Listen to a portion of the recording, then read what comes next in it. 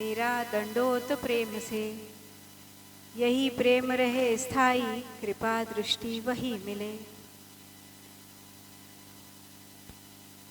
परमादरणीय संचालक उमाशंकर जी चैतन्य, यहाँ उपस्थित सभी आदरणीय गुरुजन, ज्येष्ठ अभ्यासक आदरणीय स्नेहानंद जी, आदरणीय कोमल भैया जी, सुरेंद्र जी, पीतांबर जी और सभी माताएं और सभी श्रोता वर्ग को नमस्कार करते हुए मैं अपना विश्वरूप दर्शन योग, यह जो विषय मुझे आज दिया गया है उस विषय के आधार से अपना मनन प्रस्तुत करना चाहती हूँ। नवम बुद्धावतार भगवान श्री मायानंद चैतन्य, इनकी कृपा से हमें जो प्राप्त हुआ है वो सर्वांग योग है। सर्वांग योग क्यों महत्वपूर्ण है? सर्वांग योग की महानता क्या है? तो सर्वांग योग दिखने में तो छोटा सा ग्रंथ है, 880-1800 अक्षरों में रचा इसे, सबको हम सब जानते हैं, और 59 मात्र श्लोक है। तो इसमें इतनी बड़ी बात क्या है, इतनी महानता उसकी क्या है?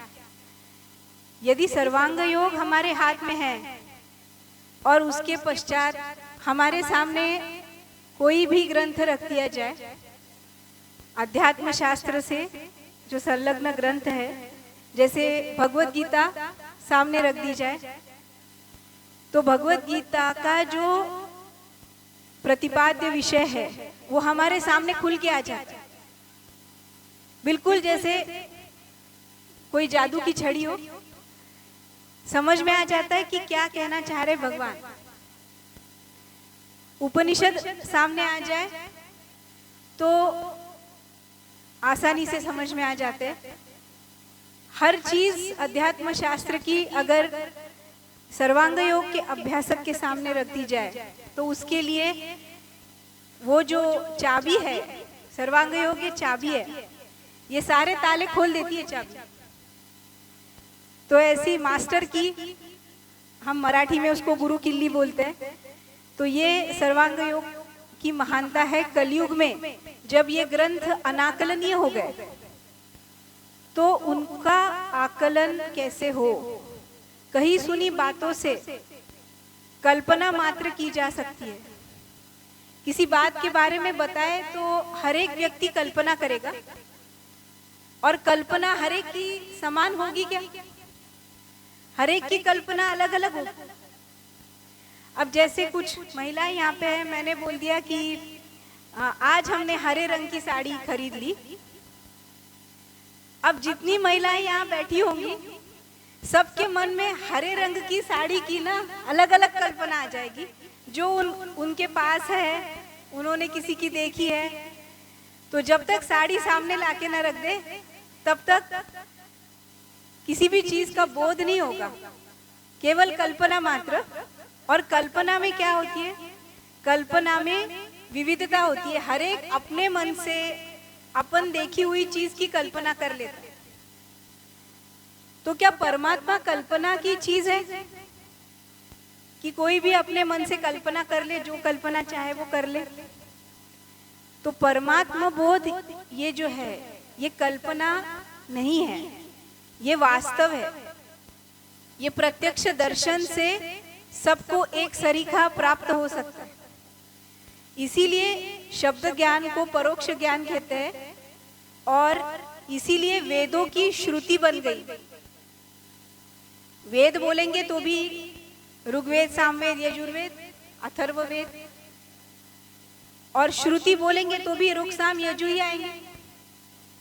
तो वेद भी वही है, श्रुति भी वही है, ऐसे कैसे? तो समझने में अंतर है। जब हम स्वानुभव से जान लेते हैं तो वही वेद हो जाता है, और जब हम स्वानुभव से नहीं जानते, हमने सिर्फ सुना हुआ है शब्द ज्ञान, तो वो श्रुति बन गई। तो सर्वांग योग में जो मुमुक्षु है हमारे, सर्वांग योग में मुमुक्षु है, मुमुक्षु मतलब जो शिष्य बन के आए हैं, है ना। तो शिष्य बन के आए हैं भगवान स्वयं ही, वो क्या कहते हैं, मैंने श्रुति स्मृति शास्त्र पुराण आदि कह पढ़े। श्रुति स्मृति शास्त्र पुराण पढ़ दिए, वेद पढ़े ऐसा नहीं बोला। श्रुति स्मृति शास्त्र, श्रुति सुना हुआ, स्मृति जो सुना हुआ याद रखा हुआ, वो पुराण जो कथा रूप है जिसमें कल्पना ही कल्पना है। ये सारी चीजें तो सबने पढ़ी, सब मुमुक्षुओं ने पढ़ी, तो फिर भी चंचलता मेरे मन की मिटती नहीं। अरे भाई पढ़ लिया सब कुछ, यथा विधान कर्म कर लिए, उपवास कर लिए, व्रत कर लिए, पूजा पाठ कर लिए, और जो भी कहा होगा वो सब कर लिया, तो भी चंचलता क्यों ना मिटे? चंचलता मेरे मन की मिटती नहीं। क्यों नहीं मिट रही? क्योंकि वहां पे जो अभाव है वो वेद का अभाव है। वेद का अभाव है। वेद का मतलब है कि अपने अनुभव में चीज लाना, स्वानुभव स्वरूप करना, अपने अनुभव में कोई चीज लाना, है ना। तो कोई मिठाई है, जैसे गुलाब जामुन है, अब सब बोल रहे गुलाब जामुन खिलाए, बहुत ही अच्छे है, बहुत ही अच्छे है, ये तो श्रुति हो गई, है ना। उसका वेद करना है, श्रुति का वेद। अब श्रुति का वेद कैसे करेंगे? बहुत सुनाया उसका वर्णन, कविता भी लिख दी गुलाब जामुन पर, फिर भी क्या हो गया? श्रुति ही रह गई। श्रुति का वेद कैसे करेंगे? गुलाब जामुन का वेद कैसे करेंगे? खा लेंगे बस, उसको अनुभव कर लेंगे। जब हम गुलाब जामुन खा लेंगे तो जो अनुभव होगा, अब उसका वर्णन कोई कितना भी करे उसकी आवश्यकता नहीं है। खा लिया, समझ में आ गया कैसा है। अच्छा, हर चीज को अच्छा ही बोलते हैं। पेड़ा खा लिया तो भी अच्छा, गुलाब जामुन खा लिया तो भी अच्छा, पूड़ी खा ली तो भी अच्छी। ये कौन सा वाला अच्छा है आपका गुलाब जामुन? कौन सा वाला अच्छा है? सभी अच्छा ही है। तो वेद करना पड़ेगा। वेद करना यानी अनुभव में लाना। तो जब हम खा लेंगे तो समझ में आ जाएगा कि पूड़ी वाला अच्छा नहीं, गुलाब जामुन वाला अच्छा, अलग है, दोनों अलग है। तो ये स्वानुभव का महात्म्य है, स्वानुभव की महानता है। और सर्वांग योग यह वेद है, पंचम वेद, पांचवा वेद है, कलयुग का वेद है, जो हमको स्वानुभव करवाएगा। गुलाब जामुन का नहीं, परमात्मा का, परमात्मा का स्वानुभव करवाएगा। बस गुलाब जामुन के स्वानुभव से भी हमें इतना आनंद मिल जाता है, तो सोचिए कि परमात्मा का स्वानुभव हो गया तो कितना आनंद हो जाए। तो परमात्मा का स्वानुभव कराने वाला ये विश्वरूप दर्शन का अनुभव कराने वाला। अब विश्वरूप दर्शन क्या है? भगवत गीता में शब्द आया है विश्वरूप दर्शन, ठीक है। तो जब अर्जुन प्रश्न कर रहे हैं कि मन्य से यदि तत्शक्यम, यदि आपको लगता है कि ये शक्य है तो मुझे आत्मा का दर्शन करवाइए। दर्शय आत्मानम अव्ययम, आत्मा का दर्शन करवाइए, ऐसे बोल रहे हैं अर्जुन श्री कृष्ण को। अब आत्मा का दर्शन करवाइए बोलने पर श्री कृष्ण बोलते हैं कि आपको ये आपकी आंखों से नहीं दिखेंगे, आपको मैं विशेष दिव्य चक्षु, दिव्यम ददामि ते चक्षु पश्चिमे योगम ऐश्वर, तो मैं आपको दिव्य चक्षु प्रदान करता हूँ। उसको दिव्य चक्षु को लेके आप ये आत्मा परमात्मा देख सकते हो। तो भगवान मायानंद चैतन्य जी ने इसी दिव्य चक्षु का आविष्कार सर्वांग योग यानी पंचम वेद में कर दिया। बोला कि स्वानुभव करना है तो दिव्य चक्षु की जरूरत है। तो दिव्य चक्षु मतलब तीसरी आंख, तो तीसरी आंख यहाँ आएगी, खुल जाएगी। क्या होगा? खुल जाए, मान लो जैसे फिल्मों में दिखाते, टीवी पे दिखाते, यहाँ पर माथे पर तीसरी आंख खुल गई किसी बच्चे की, तो घबरा जाएंगे माता पिता, क्या हो गया बेटे को? हाँ, दवा खाने ले जाएंगे, कुछ हो रहा है, तो यहाँ पे आंख खुलना वो तो बस प्रतीक दृष्टि है, प्रतीकात्मक है, प्रतीकात्मक है। सच्चाई क्या है? बुद्धि का नेत्र खुल जाना, बुद्धि का नेत्र, दिव्य दृष्टि खुल जाना। जो देख रहे हैं वही देखना है, पर बुद्धि का नेत्र खोल के देखना। यहाँ पे नेत्र खुलवाना नहीं है, वो तो प्रतीकात्मक है। समझने के लिए सबको बताने में आसानी हो। पुराने जमाने में बहुत लिखा पढ़ी नहीं रहती थी, प्रिंटिंग नहीं रहता था, सारी चीजें मुखोद्गत करके बतानी पड़ती थी, तो बता दिया बस दृष्टांत स्वरूप में। तो ये दिव्य चक्षु यानी बुद्धि का नेत्र हमें खोलना है। और देखना तो वही है जो आज तक देखते आ रहे, पर देखने का दृष्टिकोण हमारा ज्ञान युक्त हो जाएगा बुद्धि के नेत्र से। तो क्या देखना है? विश्वरूप को दिखा रहे हैं, विश्वरूप का दर्शन करना है। तो कहाँ है विश्वरूप? ये दिखने वाला आजू बाजू में सो दिख रहा है, वो विश्वरूप है। तो कोई कहे कि फिर क्या दर्शन करवाएंगे आप? हम तो देख ही रहे उसको बचपन से, जब से समझ में आ रहा है देख ही तो रहे इधर सब। तो हम जो देख रहे हैं वो दृश्य है, और भगवान जो दिखाना चाह रहे वो दर्शन है। हम जो देख रहे वो दृश्य है, और भगवान जो दिखाना चाह रहे दर्शन है। मंदिर में हम दृश्य देखने जाते हैं या दर्शन करने जाते हैं? दर्शन करते हैं या दृश्य देखने जाते हैं? हम किसी भी मंदिर में चले जाए, हम दर्शन करने जाते हैं, तो फिर हम दर्शन कर पाते हैं क्या? दर्शन का मतलब और दृश्य का मतलब, दृश्य जो है वो अलग अलग दिख रहा, अलग अलग दिख रहा। दिख तो सब वही रहा है, पर अलग अलग, इसका इससे नाता जुड़ नहीं पा रहा।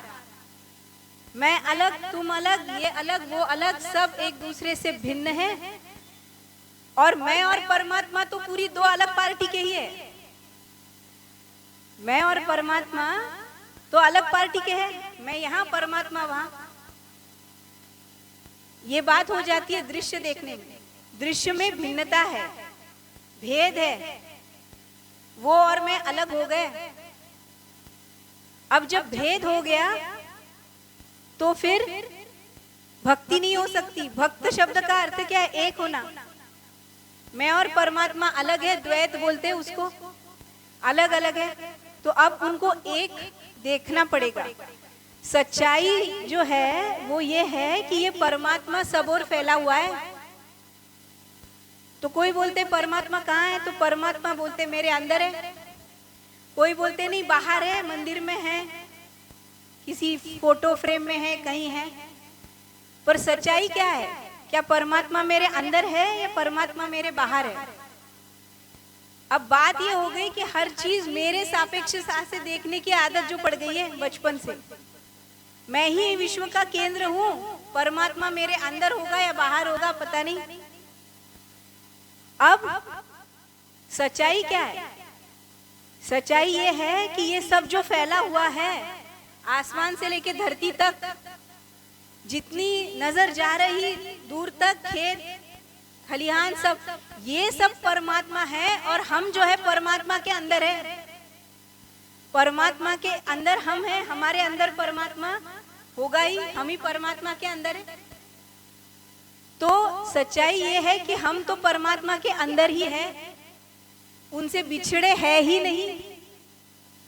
पर मनुष्य का मन जो है वो कल्पना करता है कि वो बिछड़ गया, परमात्मा कोई और है, हम कोई और है। अब उसको मनाने में नारियल चढ़ाना पड़ेगा, 51 रुपए चढ़ाने पड़ेंगे, पता नहीं क्या क्या पापड़ बेलने पड़ेंगे। और भगवान बता रहे हैं कि परमात्मा जो है वो यही फैला हुआ है, हम उसके अंदर है, हम परमात्मा के अंदर विराजमान हैं। ये बात जब समझ में आती है तो मनुष्य का जीवन बदल जाता है। जो मांगने वाला मनुष्य है वो देने वाला मनुष्य हो जाता है। वो परमात्मा से मांगता नहीं है, बोलता है सब कुछ तो मिला मिलाया है, क्या मांगे। और तो ये दृष्टिकोण का फर्क यहाँ पर हो जाता है, दृष्टिकोण बदल जाता है। और दृष्टिकोण बदलने से हमें जो लगता है हमारे इसमें पूरा अभाव है, कुछ नहीं है हमारे पास, परमात्मा हमको देगा तब मिलेगा, है ना। तो वो दृष्टिकोण बदल हो जाता है। और पता क्या चलता है? पता ये चलता है कि हम परमात्मा के अंदर है, हमारे पास तो सब कुछ है, सब कुछ है। तो भगवान श्री कृष्ण क्या कह रहे हैं? दिव्यम ददामि ते चक्षु पश्चिमे योगम ऐश्वर्यम। जब परमात्मा के अंदर हम हैं तो पता चलता है हमारे पास सब है। जिसकी जब जरूरत पड़ जाएगी वो हमें मिल जाएगा, जिसकी जब जरूरत पड़ जाएगी मिल जाएगा। चिंता की क्या बात है? भगवान राम निकले थे अयोध्या से, क्या सेना लेकर निकले थे? क्या लेकर निकले थे साथ में? कुछ भी नहीं। पर जब रावण जैसे महान योद्धा का, बलशाली राजा का सामना करने की बारी आ गई, योद्धा मिल गए, शस्त्र मिल गए, सब मिल गया। तो जब हम परमात्मा के अंदर है ये हमारा निश्चय हो जाता है तो पता चलता है कि हमारे पास सब कुछ है, सब कुछ हमें प्राप्त है। इसीलिए योग जब हो जाता है तो हम ऐश्वर्य संपन्न हो जाते हैं अपने आप। योग हो गया तो ऐश्वर्य संपन्न, ऐश्वर्य तो है ही है, समझ में नहीं आ रहा है। परमात्मा को उधर डाल दिया, हम इधर है। परमात्मा के अंदर हम हैं, परमात्मा के पास सब है। हीरे चाहिए हीरे है, मोती चाहिए मोती है, रुपया चाहिए तो रुपया है, डॉलर चाहिए तो वो भी परमात्मा के अंदर ही है भाई सब। तो ये विश्वरूप दर्शन, विश्वरूप का क्या करना है? हमें दर्शन करना है। दर्शन करना है मतलब उससे जुड़ जाना है, उससे एक हो जाना है। उसको अलग नहीं रखना है कि तू उधर बैठ, मैं इधर हूं और मैं मांग रहा हूं तू दे रहा है, ऐसा नहीं है। ठीक है, तो मैं और परमात्मा, विश्वरूप दर्शन योग। तो अब ये दिव्य चक्षु जो श्री कृष्ण ने अर्जुन को दिया, तो उन्होंने बोला कि अपनी आंखें मूंदनी नहीं है, खुली रखनी है, देखना है। पर देखते समय कैसे देखना है? कौन सा नेत्र जगाना है? हमारे पास काफी सारे नेत्र है, 5 ज्ञानेंद्रिया, वो नेत्र ही हमारी। कानों से भी समझ में आता है, बारिश हो रही है समझ में आ रहा है, बूंदों की आवाज आ रही है समझ में आ रहा है, शब्द रूप से सब 5 ज्ञानेंद्रिय हमारी नेत्र है। छठा मन हमारा नेत्र है और 7वीं बुद्धि भी हमारा नेत्र ही है। तो इस बुद्धि को जगाना है। तो कोई बोलेगा हमारे पास तो नहीं है बुद्धि, हो नहीं सकता, मनुष्य है ना आप, मनुष्य है तो आपके पास होनी है, बस सो रही है तो सो रही है तो जगाना है, और क्या, सोई हुई बुद्धि को जगाना है बस। नहीं है ऐसा तो हो ही नहीं सकता। मनुष्य मात्र के पास वही एक तो सबसे बड़ी कीमती चीज है जिससे वो चिरकाल तक सदैव नित्य ऐश्वर्य संपन्न ही रहता है। ऐश्वर्य कहीं जाता नहीं है क्योंकि वो परमात्मा को जान जाता है। तो इस तरीके से विश्वरूप का क्या करना है? दृश्य तो हम देख ही रहे बचपन से, अब दर्शन करना है। दर्शन यानी एक रूप, सब अखंड देखना है, एक रूप। तो हम बोलेंगे अखंड कैसे देखेंगे? सब कुछ तो भिन्न भिन्न दिखाई दे रहा है, अलग है भाई, हम अलग है, ये फूल अलग है, सब अलग है। तो भगवान कहते हैं कि उसकी एक युक्ति है, वो युक्ति को पाकर आप अखंड देख सकते हैं। देखना तो वही है, पर आंखों से ही देखना है, 5 ज्ञानेंद्रियों से देखना है, मन से देखना है, पर बुद्धि को जगा के। ठीक है, तो क्या देखना है? तो बोलते हैं कि ठीक है, विश्वरूप तो बहुत बड़ा है, बहुत बड़ा है, इसको समझेंगे हम तो इतने से छोटे से, ठीक है ना। तो ये ब्रह्मांड को समझने के लिए पिंड स्वरूप अधिष्ठान सामने रखना है। क्यों भाई? तो हमारी महिलाएं समझ जाएंगी चावल पक गया है, तो क्या पूरा चावल खा के देखेंगे पका नहीं पका, या एक दाना बस दबा के देख लेते, समझ में आ जाता है चावल पका नहीं पका। बस उसी तरीके से ये विश्व ब्रह्मांड है, उसमें से एक दाना निकाल लिया, ये दाना है पिंड स्वरूप, इसको देखो इसको समझेंगे तो पूरा ब्रह्मांड समझ में आ जाए। तो इसको ये अधिष्ठान, जिस स्थान के आधार से हम देखना प्रारंभ करते हैं, जहाँ से हम नदी में मिलने की कोशिश करते हैं वो घाट, जहाँ से हम विश्व रूप में मिलने की कोशिश करते हैं वो अधिष्ठान। तो ये अधिष्ठान सामने रखना है और क्या जानना है, अखंड देखना है। देख तो रहे पहले से, फिर अखंड कैसे देखना है। तो हमें जो नेत्र मिले हैं, कौन से नेत्र मिले, आंख, कान, त्वचा, जीवा और नासिका। तो ये 5 नेत्रों से देखना है। क्या दिखेगा, हर एक अपना अपना विषय देख लेगा। तो अपनी आंखों से देखेंगे तो क्या दिख रहा है, दिखता है पदार्थ। ये पदार्थ यानी क्या दिख रहा है, स्वरूप दिख रहा है, आकार और रूप दिख रहा है, ये पदार्थ दिख रहा है। ठीक है, अब बोलेंगे ये क्या दिखा रहे हैं, हम तो बचपन से देख रहे। अब गुरु बुद्धि उसके पीछे लगा दी। अब श्री गुरु क्या बोल रहे हैं, आप पदार्थ देख रहे हो, अब इन्हीं आंखों से अखंड देखने की कोशिश करो कि कहीं पे रूप नहीं है, ऐसी कोई जगह दिख रही क्या। तो यहाँ पदार्थ से ले जाकर विश्व तक देखना है, विस्तार में देखना है, विराट में देखना है। विराट में देखेंगे तो क्या दिखेगा, विराट में देखेंगे तो दिखेगा कि कोई भी जगह पे ऐसी कोई जगह नहीं है जहाँ रूप खाली है। भाई यहाँ पे है ना, रूप ही नहीं है, ऐसी कोई जगह दिखेगी नहीं। तो दिखता ही जला जाएगा, दिखता ही, अलग अलग चीजें दिखेगी क्यों ना हो, पर दिखेगा ही। ये गुरु बुद्धि है। गुरु बुद्धि बोल रही है कि पदार्थ से शुरू करो और विराट तक जाओ, और हर अंग से। तो आंखों से भी पदार्थ से शुरू करना है, विराट तक जाना है। और त्वचा से भी यहाँ पे स्पर्श का अनुभव आ रहा है, यहाँ से शुरू करो, अपने सहित विराट तक जाओ। कानों से अपने पदार्थ से शुरू करना है, विराट तक जाना है। गंध से पदार्थ से शुरू करना है, विराट तक जाना है। जिह्वा से पदार्थ से शुरू करना है, विराट तक जाना है। अपने आप जब भी समय मिले प्रयोग करके देख लेना। जब भी 10 मिनट में प्रयोग हो जाएगा, जहां जहां आप इन इंद्रियों का प्रयोग कर लेंगे, यहाँ पर जो आपको संवेदना हो रही है, तत्व का अनुभव हो रहा है, वही विराट में हो जाएगा। तो कौन से तत्व को नाम दे दिए। अभी तत्व कह के समझना मुश्किल होता है, तो फिर नाम दे दिए। तो पंच तत्व जो है, पृथ्वी, जल, अग्नि, वायु, आकाश, तत्व नाम दिए। क्यों दिए, समझने के लिए। है तो एक ही परमात्मा, 5 परमात्मा नहीं है। कितने, एक ही है।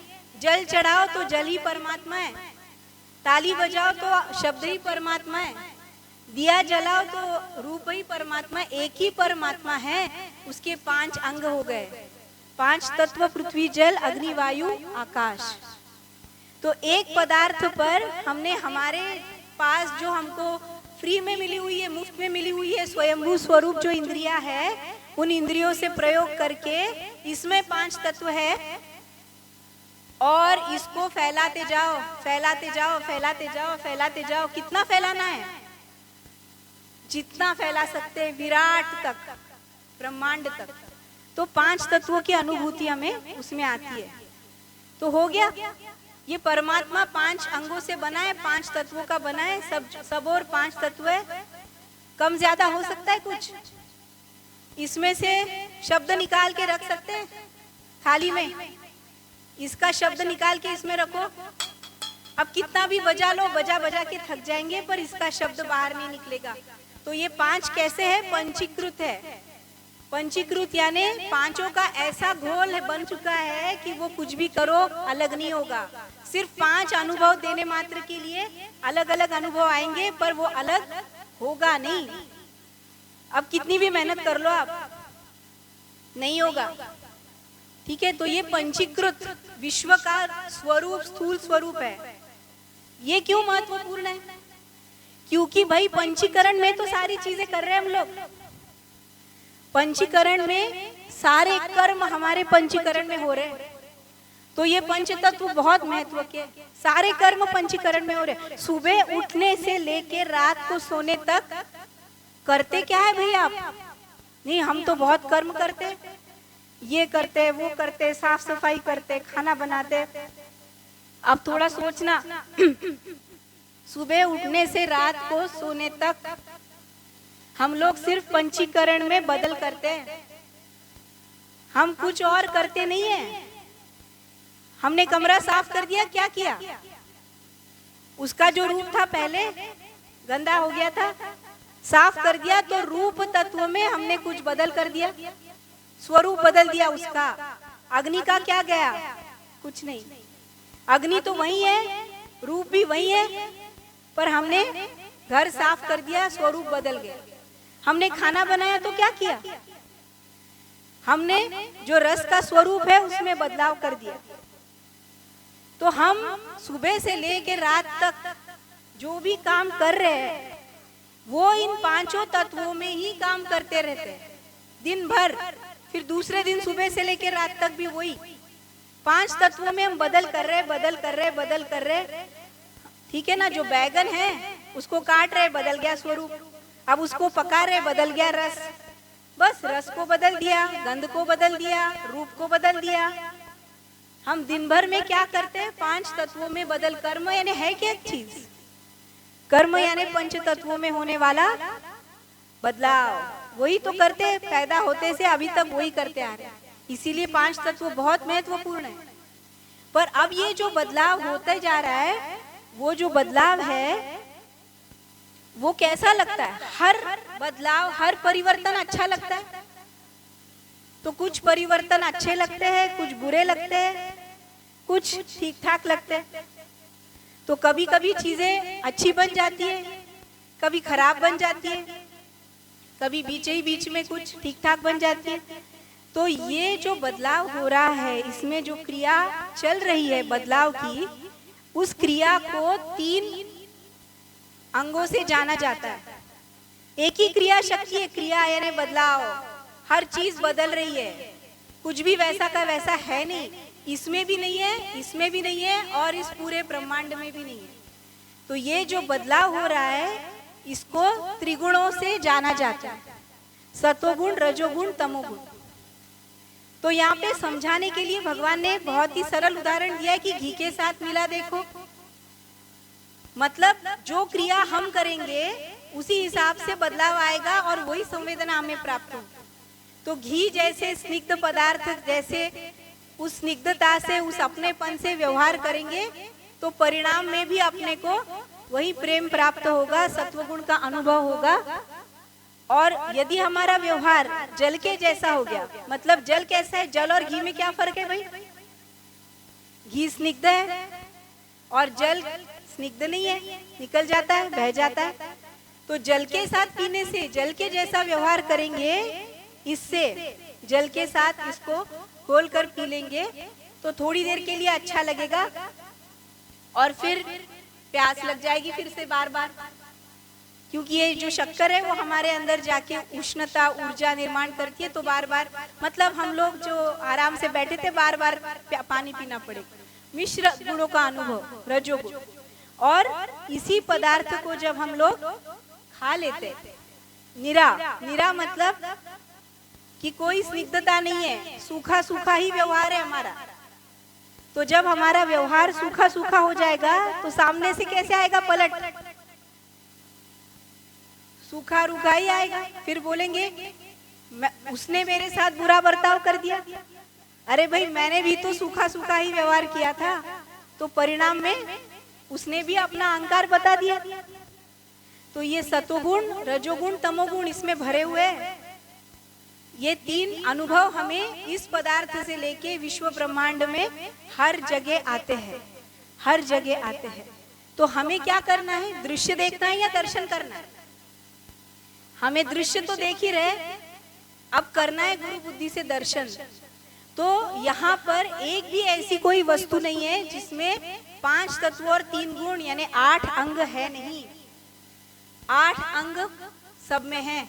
हर चीज में हमको इनका अनुभव आ सकता है, स्वानुभव आ सकता है। स्वानुभव की बड़ी महिमा है। अनुभव तो दूसरे का भी रटा रटाया मैं बोल सकती हूँ, पर अपना भी तो कुछ अनुभव है। वो स्वानुभव लेने की पद्धति भगवान बता रहे यहाँ। तो 5 तत्व 3 गुण 8 इसमें भरे हुए, तो अब क्या करें?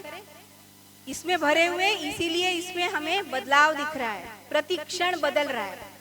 कोई भी चीज वैसी की वैसी नहीं रहती, हर क्षण बदल हो रहा है। यही सत्य है ना। रुतम, रुत बोलते हैं इसको।